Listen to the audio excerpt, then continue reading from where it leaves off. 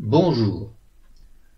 Dans la vidéo numéro W13, je vous avais montré comment insérer une page de garde dans un document.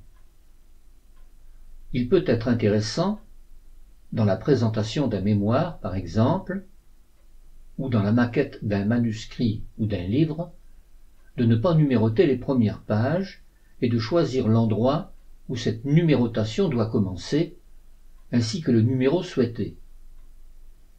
C'est ce que nous allons voir dans cette vidéo. Commençons par ouvrir un document où les deux premières pages seront des pages que nous souhaitons ne pas numéroter. Allons dans Aperçu pour vérifier la présentation actuelle de notre document.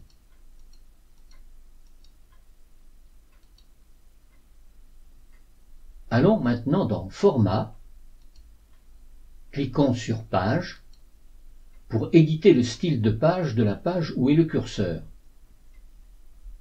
Activons le pied de page, puis insérons le numéro de page en positionnant ce pied de page à l'endroit souhaité.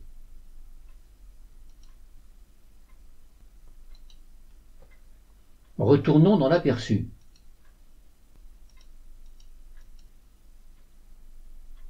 Pour le moment, le numéro est présent sur chaque page.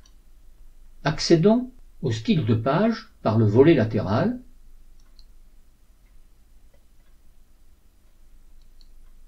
Choisissons Première page. À l'aide d'un clic droit, cliquons sur Modifier et vérifions que Activer le pied de page n'est pas activé. Allons dans Gestionnaire et dans Suite de styles, demandons à rester en style première page. Cliquons sur Appliquer et sur OK. Maintenant, double-cliquons sur Première page. Vérifions-le dans l'Aperçu.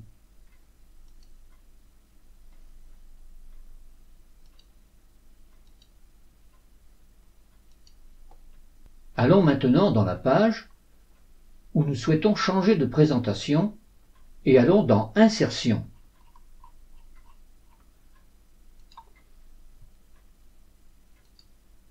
Allons dans Saut manuel, Saut de page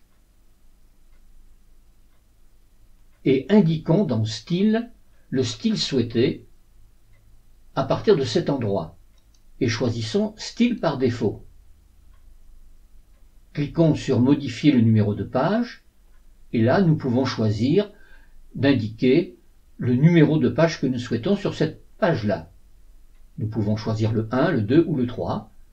Le 1 par exemple si nous souhaitons commencer sur la partie du livre, sinon 3 si nous souhaitons que les pages de garde soient comptabilisées dans ce numérotage, mais sans que cela apparaisse. Cliquons sur OK.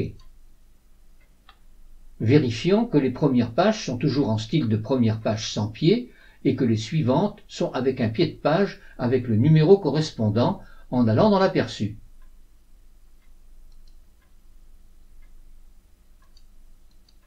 C'est bien le cas. Si ces vidéos vous sont utiles, n'hésitez pas à les faire connaître autour de vous. Incitez les personnes intéressées à s'abonner à ma chaîne et à cliquer sur la petite cloche située à droite du bouton abonner pour être averti de la mise en ligne d'une nouvelle vidéo.